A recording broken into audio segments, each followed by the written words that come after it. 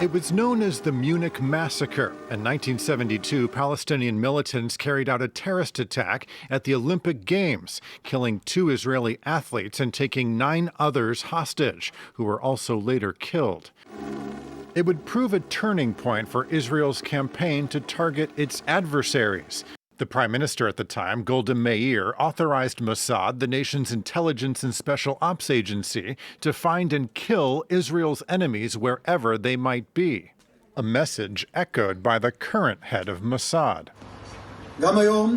Today, we are in the throes of war, and Mossad, like 50 years ago, is committed to settling accounts with the murderers who raided southern Israel on October 7th. With their planners and their envoys.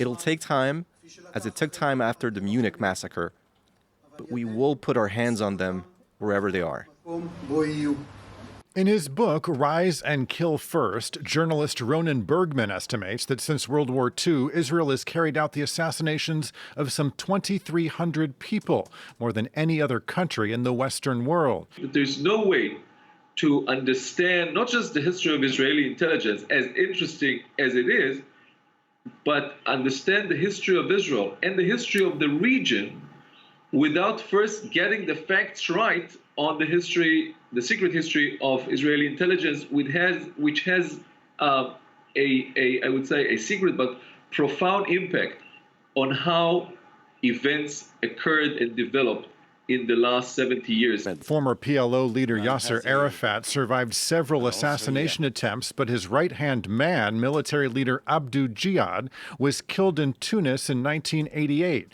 shot 52 times by a team of Israeli commandos. The Hamas military commander Salah Shahad was killed in an Israeli airstrike in 2002, and 2 years later, Sheikh Ahmed Yassin, leader of the Hamas radical Islamic movement, was also assassinated by Israel in Gaza. During the Second Intifada, Taysir al-Jabari carried out attacks on Israeli targets and was himself the target of assassination attempts by Israel at least twice before being killed by Israeli forces in 2022. Also last year, Israeli forces are believed to be behind the killing of Colonel Hassan Sayed Hodai, who was shot dead outside of his home in Tehran.